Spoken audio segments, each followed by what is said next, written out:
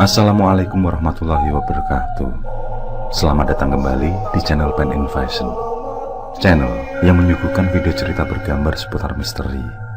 Simak terus video dari kami.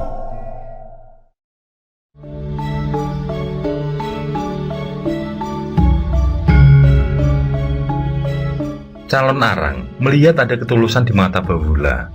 Tutur katanya yang halus sungguh sangat berbeda dengan warga kampung, yang mana mereka gentar jika berhadapan dengannya. Diajaknya Bahula masuk ke dalam ruangan. Sementara itu, secara diam-diam Ratna Manggali mendengarkan percakapan ibundanya dari belakang. Dia mengintip demi melihat sosok Bahula. Dan rasa kasih pun mampu menyergap ketika wajah Bahula begitu bersinar di matanya. Ditambah lagi tutur katanya yang lembut ketika menjawab setiap pertanyaan ibundanya. Bahula diajak bicara oleh calon arang cukup lama. Pemuda itu ditanyai beberapa hal, termasuk tentang keturunan dan pekerjaannya. Dari situ, Bahula yakin jika calon arang sangatlah sayang pada putrinya.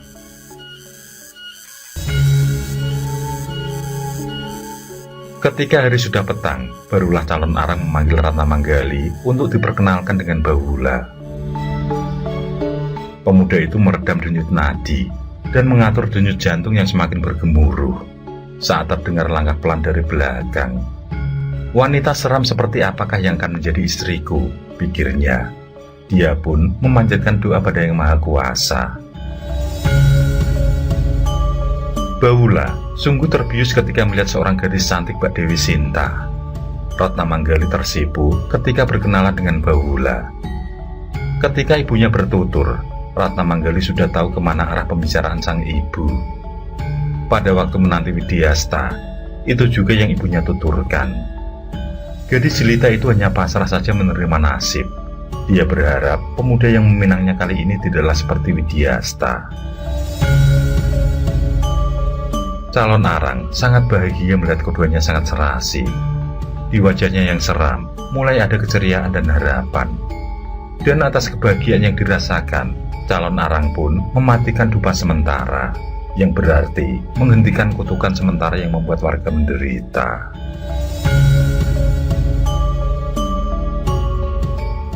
Tidak menunggu lama, perkawinan pun segera terlaksana. Pesta 7 hari 7 malam berlangsung meriah.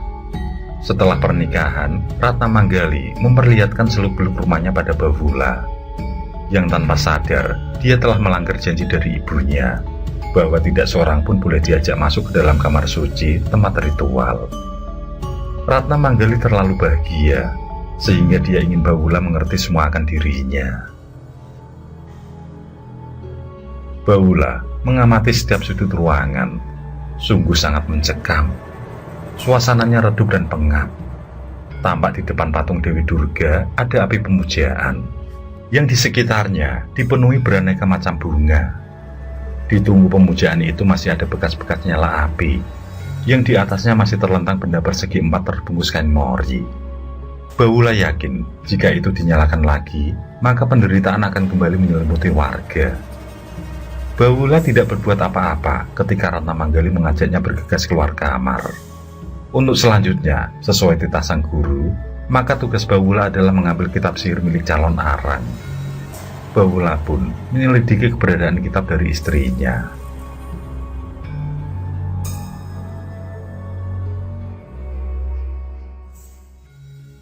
Di satu sisi, Mpu Barada yang sudah mematangkan rencana untuk melawan ilmu sihir calon arang, bersiap datang berkunjung ke rumah calon arang. Dia ingin penderitaan warga berakhir selamanya. Jika dengan cara halus, yakni dengan memberikan petuah tidak juga digubris calon arang, maka dia sudah siap dengan cara lain. Bertarung adu kesaktian adalah jalan terakhir. Di sepanjang perjalanan, Mpu Barada merasakan aura gelap sudah kembali menyelimuti. Yang itu berarti calon arang sudah kembali menebar dendam. Seharusnya hal itu sudah berakhir, karena Widyasta sudah tergantikan Bahula. Mpu Barada berpikir jika calon arang memang sedang dirasuki roh jahat.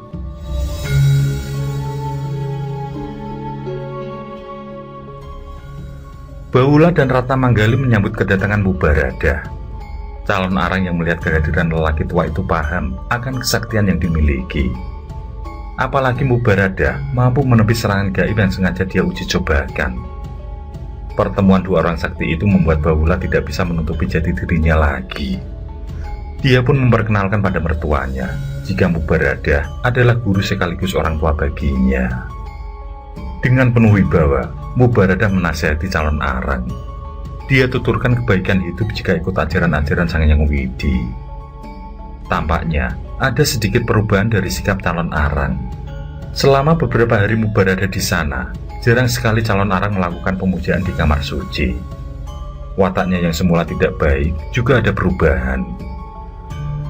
Mungkin ajaran-ajaran yang dituturkan Mubarada sedikit demi sedikit mampu menembus relung hatinya. Hal itu membuat Ratna Manggali senang. Namun beberapa minggu sekembali Mubarada, sikap calon arang kembali pada semula. Dia melakukan ritual demi ritual yang berujung pada perusakan hasil bumi warga sekitar. Kali ini, Baula yang semula mengurungkan niat untuk mencuri kitab sihir, rencana itu pun kembali dilakukan. Dia selalu mengawasi calon arang dan menunggu waktu yang tepat untuk mencuri kitab tersebut.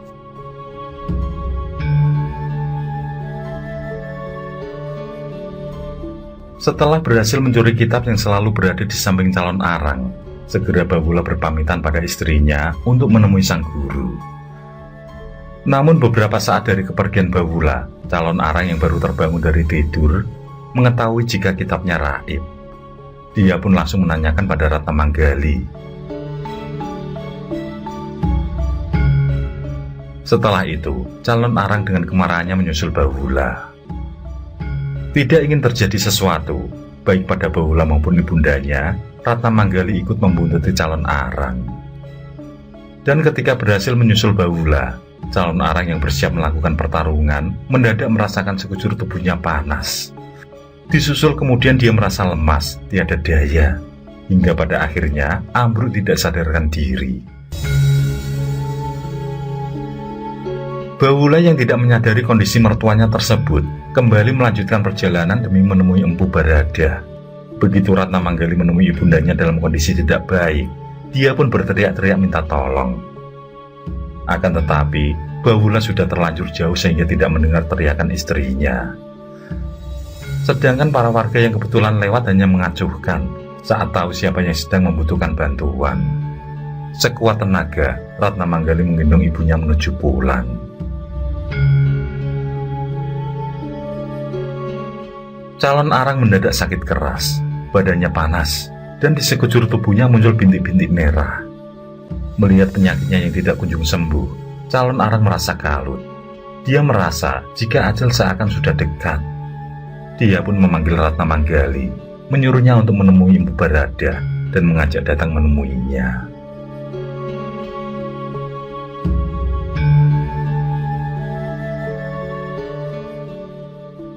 Di saat bersamaan, datanglah Baula dan Empu Barada. Guru dan murid tersebut sudah mempelajari isi kitab milik calon arang, sehingga mereka sudah siap melakukan pertarungan dengan wanita sihir tersebut. Namun setelah mendapatkan penjelasan dari Ratna Manggali, Empu Barada mengurungkan niatnya. Dia bergegas menjenguk calon arang yang ternyata telah terkalahkan oleh takdir. Calon arang bertutur, jika dia siap menebus segala dosanya, dan minta penyucian sebelum dirinya meninggal dunia.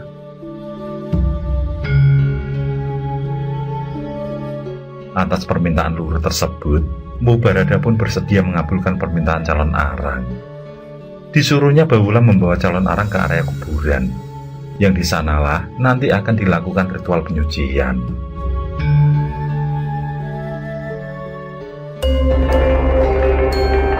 Setiba di lokasi yang dimaksud, dengan berpakaian serba putih, Empu Barada duduk bersila di sisi kuburan. Dengan mata terpejam dan nafas memburu, dia mulai berkumat-kamit membaca doa dan mantra. Calon arang yang tampak pucat pasi juga sudah terduduk dengan kondisi lemah. Pada saat Empu Barada mengangkat tangan dengan merapal mantra yang semakin keras, tampak tubuh calon arang mulai terguncang-guncang. Semakin lama guncangan itu semakin keras. Tubuh yang tadinya tanpa tenaga itu pun melompat terpental. Ketika menginjakkan kaki lagi, tubuh itu sudah berubah wujud. Bukan lagi sebentuk tubuh Nyi Rangda, akan tetapi berubah menjadi sosok besar yang menyeramkan.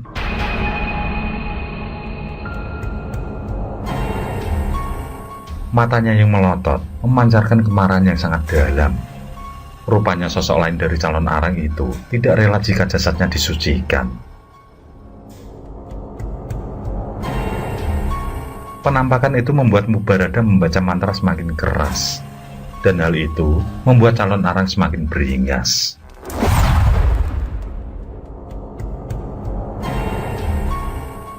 Sosok besar itu meloncat menuju Mubarada.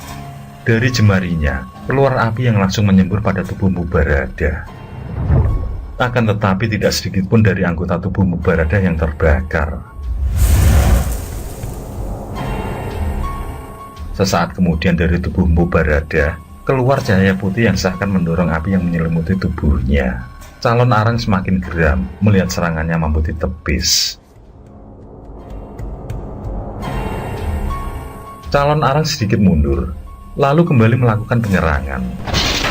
Kali ini bukan berupa api, melainkan serbuan kilat yang disertai gemuruh guntur.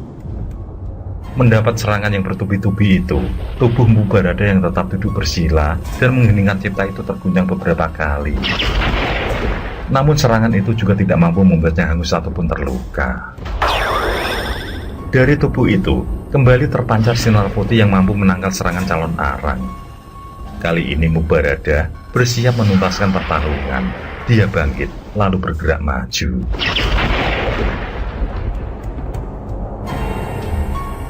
Calon arang semakin beringas melihat musuhnya maju. Teriakannya terdengar sangat keras membahana. Sambaran kilat yang diarahkan pada Mubarada seperti ditelan cahaya putih yang menaunginya.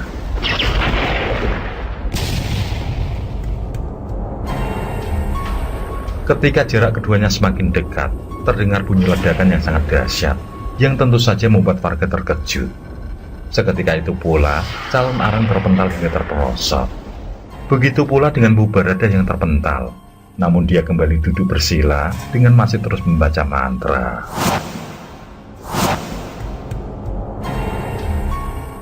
Kali ini, calon arang yang mulai berdarah-darah menyerang dengan gumpalan api secara bertubi-tubi. Tidak itu saja, dari berbagai penjuru juga muncul sosok yang disebut sebagai Leak ikut menyerang. Semua sosok yang tidak lain adalah abdi calon arang itu turut menyerang Mubarada. Sosok-sosok itulah yang dikerahkan oleh calon arang untuk menebar teror bagi warga. Leak berwujud menyeramkan dengan mata besar, bergigi taring, dengan perawakan yang tinggi besar, serta berbulu dengan lidah menjulur panjang.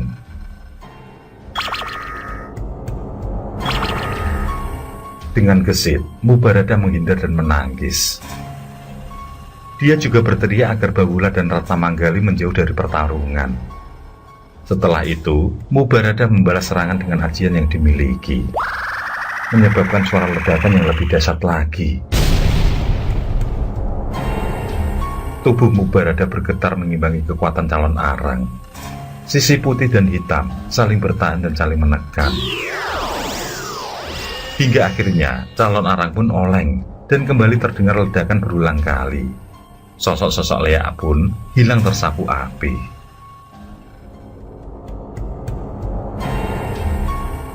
Warga yang berada di sekitar berteriak histeris, berhamburan meninggalkan lokasi kuburan tersebut. Bersamaan dengan suara ledakan yang paling dahsyat, calon arang telah terkalahkan. Sosok besar itu hangus terbakar, mati tanpa mayat dan menjadi abu.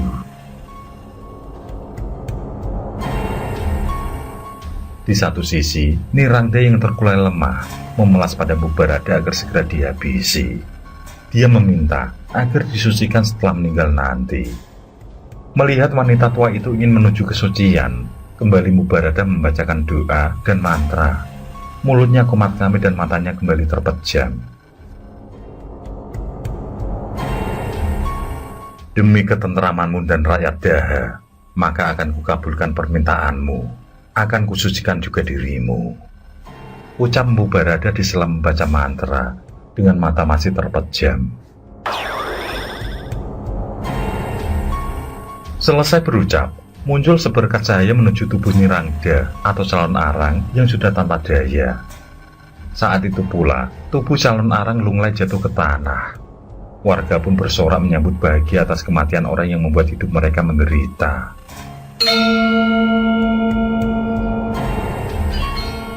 Dengan meninggalnya calon arang, berarti hilang pula kutukannya. Aura positif kembali hadir di sana. Pada saat itu pula, tanah yang gersang kembali subur, tanaman kembali menghijau, rerumputan pun terlihat bak permadani. Begitupun dengan penyakit yang lenyap seketika bak ditelan bumi. Sementara, Ratna Manggali masih bermuram durja. Meskipun dia turut bahagia karena warga telah terbebas dari kutukan, namun dia juga tidak tega melihat ibundanya meninggal dengan cara tidak wajar. Tapi atas nasihat Mubaradah, Ratna Manggali pun sadar jika ibunya telah melalui proses penyucian. Mendengar berita tersebut, Raja Airlangga mengajak seluruh rakyat untuk melakukan upacara keagamaan, yakni upacara Puja Wali. Upacara sebagai tanda terima kasih pada Sang Hyang Widi. Hari itu juga, seluruh tempat suci dibersihkan. Dengan sukacita, rakyat menyiapkan sesaji, merangkai janur dan buah-buahan dibuat gunungan.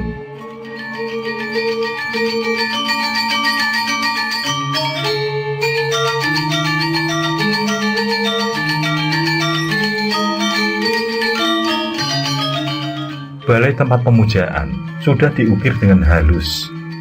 Suara orang bergemuruh berjejal-jejal di balai pemujaan tersebut. Latu umbul-umbul dan payung panjang beriringan dengan suara gending berbunyi nyaring. Dupa pun mulai berasap.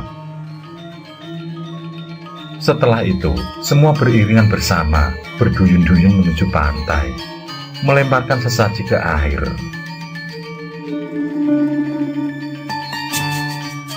Mubaradah yang memimpin acara tersebut mengumandangkan doa syukur dengan lantang. Upacara pun berjalan dengan hikmat dan khusyuk. Setelah ritual selesai, seluruh warga pun bersukacita penuh kegembiraan. Semuanya menari, bahkan ada yang menggunakan kostum calon arang. Sampai saat ini, tari calon arang menjadi salah satu kesenian Bali yang termasuk dalam kategori ritual sakral. Kesenian ini tidak setiap saat digelar, dan biasanya hanya dipentaskan pada saat tertentu untuk melukat atau membersihkan desa. Salah satu desa yang masih menggelar kesenian ini adalah Desa Adat Kuta. Setiap tahun, desa ini mengadakan seni drama dari calon arang di pura dalam desa. Dalam pertunjukan tari calon arang, biasanya ada yang namanya watangan, yakni salah satu peran dari tari calon arang.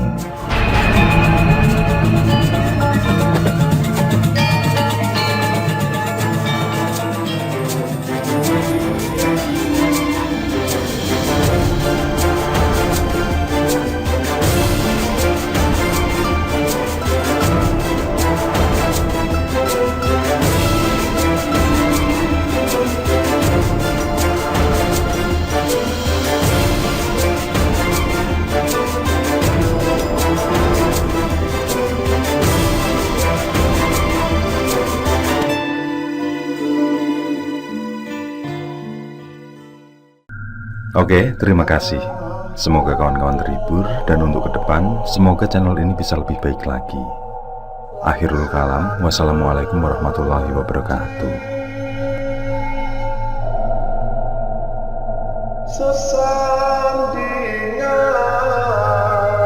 hormat kali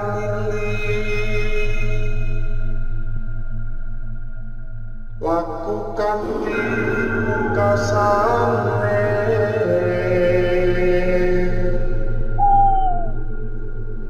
andap kersanengku